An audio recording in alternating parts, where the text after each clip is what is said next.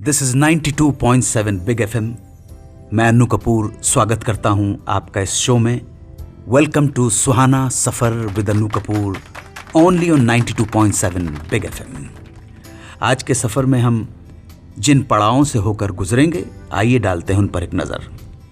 पहली कहानी में जानेंगे कि फिल्म शक्ति में अमिताभ बच्चन फर्स्ट चॉइस नहीं थे डायरेक्टर की उस रोल के लिए। दूसरे नंबर पर स्मिता पाटिल के जीवन का कौन सा ऐसा राज जो उनकी माताजी को उनके जाने के बाद मालूम हुआ। हमारे रेगुलर सेगमेंट्स, उसके बाद तुमने पुकारा, हम चले आए, दिल ने फिर याद किया। आज दिल याद करेगा सुप्रसिद्ध तारिका एक्ट्रेस स्टार भाग्यश्री को। 5वें नंबर पर वो सेगमेंट जो पॉपुलर हुआ, लोगों को बहुत अच्छा लगा, सुहाना सफर विद अन्नू कपूर रिश्ता पक्का है, जहां हम दो सेलिब्रिटीज के बीच में फैमिली कनेक्शन बताते हैं। फैमिली कनेक्शन हो सकता है बहुत दूर का हो सकता है उस फैमिली कनेक्शन को आप कोई नाम नहीं दे पाएं, लेकिन फिर भी फैमिली कनेक्शन होता है। तो आज हम बताएंगे कि क्या रिश्ता है अजय देवगन का गुजरे जमाने की प्रसिद्ध अभिनेत्री नलिनी जयवंत के साथ। और अंत में इंदौर से हमारे श्रोता उदय मुले का प्रश्न। तो चलिए करते हैं शुरुआत आज के सफर की और सुनते हैं ये मीठा गीत। रमेश सिप्पी की फिल्म शक्ति फादर एंड सन के रिश्ते पर और उनके कॉन्फ्लिक्ट पर बनी एक पावरफुल फिल्म थी। इस फिल्म में पिता का रोल डीसीपी अश्विनी कुमार, ये रोल किया दिलीप कुमार ने। रमेश सिप्पी जानते थे कि दिलीप कुमार का रोल ज्यादा पावरफुल है और वो बहुत पावरफुल एक्टर हैं, और बेटे के रोल में किसी बहुत बड़े नामचीन आर्टिस्ट को लेने पर, स्टार को लेने पर ईगो क्लैशेस होने की संभावना थी। इसलिए उन्होंने एक नए एक्टर के साथ काम करने का मन बना लिया। सलीम जावेद ने उन्हें राज बब्बर का नाम सुझाया।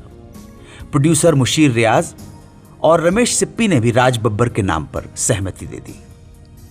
इत्तेफाक से इसी बीच जब अमिताभ बच्चन को इस बात का पता चला तो उन्होंने फौरन रमेश सिप्पी से संपर्क किया और उनसे कहा कि भाई ऐसी क्या बात है, मैं इस फिल्म में क्यों नहीं हूं, क्या मैं ये रोल नहीं कर सकता हूं। इस पर रमेश सिप्पी ने उन्हें दोनों रोल की ब्रीफिंग दे दी और अपने मन की बात साफ कर दी। बाप का रोल है और वो दिलीप कुमार कर रहे हैं।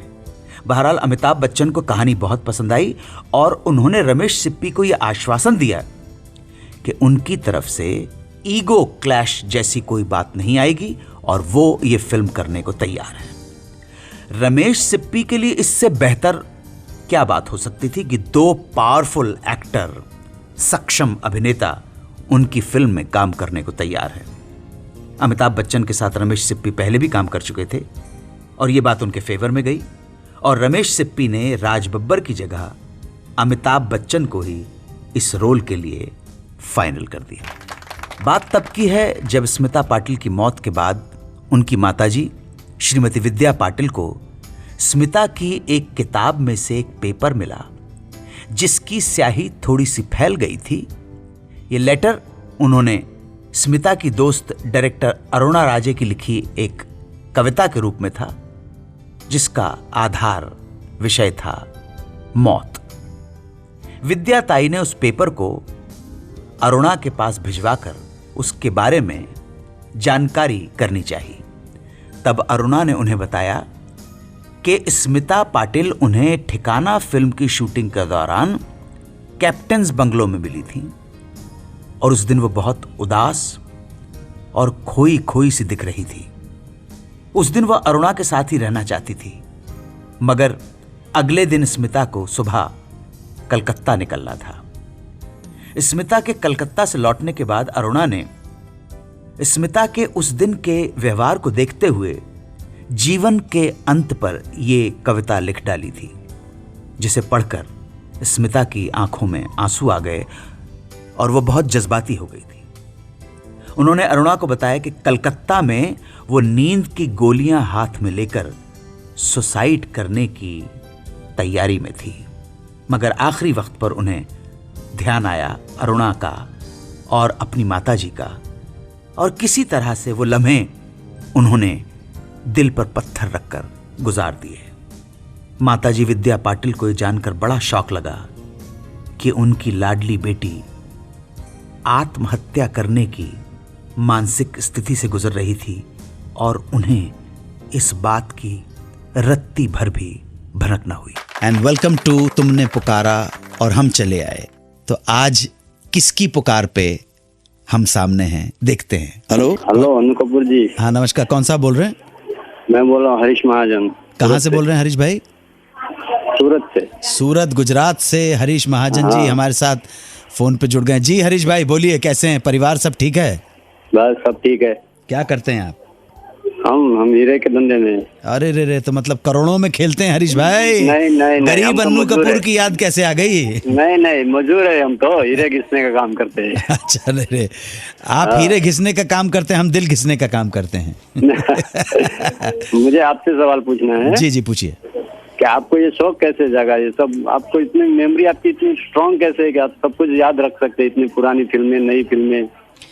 जब कलाकार को मालूम पड़ता है कि जनता और उसे चाहने लगी है, उसे प्रेम करने लगी है, उसकी एक ख़ास अदा को सराहती है, प्रशंसा करती है, तो भैया सब कुछ याद हो जाता है। मेरा ही कंट्रीब्यूशन नहीं है, हमारी पूरी टीम है, 92.7 बिग एफएम की टीम है, तो हम सबकी पूरी एक टीम है भाई हरीश भाई, जिसकी जो मेहनत करते हैं इसलिए कि आपका दिल बहला सकें। और सब ठीक ठाक है परिवार में? बस सब ठीक ठाक है। तो सूरत में रहते कहाँ हैं आप? बेटा है, मैं सूरत में रहता हूँ, वराछा रोड में। अच्छा, और घर में कौन कौन है? माँ है, पिताजी है, भाभी है, भैया है, बीवी है, बच्चे है। बच्चे कितने हैं आपके? मेरे 2 बच्चे, एक लड़का एक लड़की है। क्या नाम है? एक का नाम, बच्ची का नाम जानवी है, लड़के का नाम वंश। अरे वाह वाह, जानवी और वंश को हमारी तरफ से आशा, भाभी जी को प्रणाम कहिएगा हमारी तरफ से। ठीक है, नमस्कार हरीश भाई। दिल ने फिर याद किया। आज दिल याद करेगा सुप्रसिद्ध अभिनेत्री भाग्यश्री को। भाग्यश्री का जन्म सांगली के राजा विजय सिंह राव पटवर्धन और मां रोहिणी सिंह के घर 23 फरवरी 1969 को हुआ था। 3 बहनों में सबसे बड़ी भाग्यश्री मैनेजमेंट स्टडी के लिए विदेश जाने वाली थी कि तभी इन्हें अमोल पालेकर और उनकी पत्नी ने टीवी सीरियल कच्ची धूप में एक्टिंग का ऑफर दे डाला। भाग्यश्री ने इस ऑफर को स्वीकार कर लिया। यह सीरियल आया, बहुत पॉपुलर हुआ, जिसके बाद भाग्यश्री ने होनी अनहोनी और किस्से मियां बीवी के जैसे सीरियल्स में काम किया।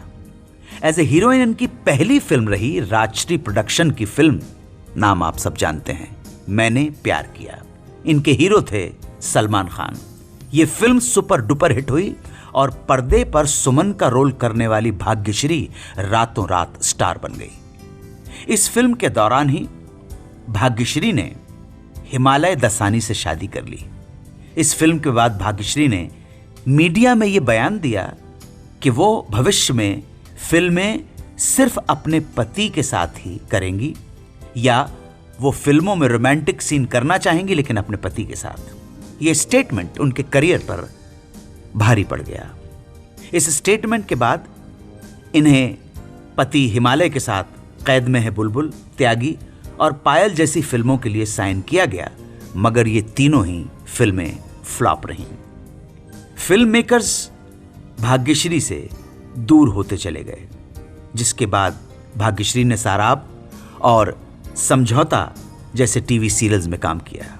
आगे इन्होंने 2000 के बाद एक बार फिर से हेलो गर्ल्स, जन्नी, हमको दीवाना कर गए और जन्म जन्म का साथ जैसी फिल्मों से वापसी की, मगर दुर्भाग्य से वो सफलता हासिल नहीं हो पाई।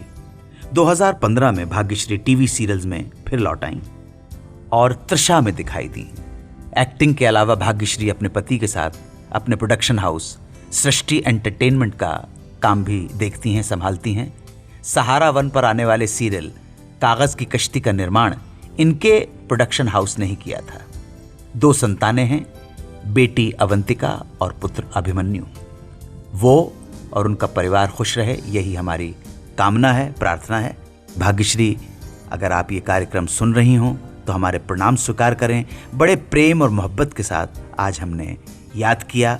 हमारे दर्शक भी आपको चाहते हैं, हम भी चाहते हैं आप स्वस्थ रहें, दीर्घायु हों, परिवार के साथ आनंदमय जीवन बिताएं, यही मंगल कामना है। हमारे प्रणाम स्वीकार करें। Welcome back to Suhana Safar with Annu Kapoor. रिश्ता पक्का है, दो सेलिब्रिटीज के बीच फैमिली कनेक्शन। आज की दो सेलिब्रिटीज हैं अजय देवगन और नलिनी जयवंत। क्या फैमिली कनेक्शन है, क्या रिश्ता है।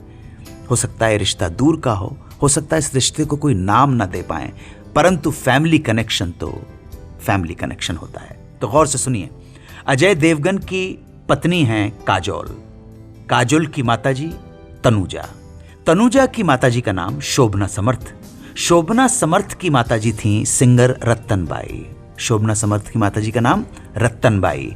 रत्तनबाई के भाई का नाम दादा साहेब जयवंत और इन्हीं दादा साहेब जयवंत की सुपुत्री थी सुप्रसिद्ध अभिनेत्री नलिनी जयवंत। तो ये है रिश्ता अजय देवगन और नलिनी जयवंत का। रिश्ता दूर का जरूर है, मगर इसमें कोई शक नहीं कि रिश्ता पक्का है। आज का आखिरी सेगमेंट, इंदौर के उदय मुले का प्रश्न। विकट प्रश्न पूछा था कि क्या इन तीनों बहनों ने, ये लेजेंडरी तीन बहनें जो हैं लता, आशा और उषा, ने कभी एक साथ कोई गीत गाया है। तो जो खोजबीन की गई, जो शोध हुआ, हमारी जानकारी के अनुसार एक ही बार ऐसा संयोग हुआ है और वो संयोग आया है 1970 की फिल्म हरिश्चंद्र तारामती में, जहां तीनों बहनों ने यानी कि लता मंगेशकर, आशा भोसले और उषा मंगेशकर ने अपने भाई हृदयनाथ मंगेशकर के संगीत निर्देशन में एक गीत रिकॉर्ड किया था। बोल थे वीरेंद्र मिश्रा के और पोइट्री हम जिएं या मरें, हाय हाय हम क्या करें। हमारी जानकारी के अनुसार यही केवल एक ऐसा गाना है जो तीनों बहनों ने एक साथ गाया है। इसके अलावा ऐसी कोई जानकारी आप में से किसी के पास हो तो हमारे साथ जरूर शेयर करें। मेहरबान दोस्तों, आज के लिए इतना ही। आज्ञा दीजिए, चलता हूं। आप खुश रहें, आबाद रहें, दिल्ली रहें, गाजियाबाद रहें, यही मंगल कामना है। प्रणाम स्वीकार करें। जय हिंद, वंदे मातरम।